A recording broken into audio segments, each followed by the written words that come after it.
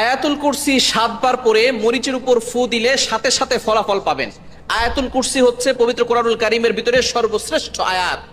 আয়াতের ভিতরে সর্বশ্রেষ্ঠ আয়াত হচ্ছে আয়াতুল কুরসি। এই আয়াতটি হচ্ছে জিনদের সবচেয়ে বড় মহা ঔষধ। সুতরাং আয়াতুল কুরসির আমল আপনি করবেন। কিভাবে করবেন? প্রথমে ওযু করবেন, ওযু করে 3 বার দুরূদ শরীফ পড়বেন।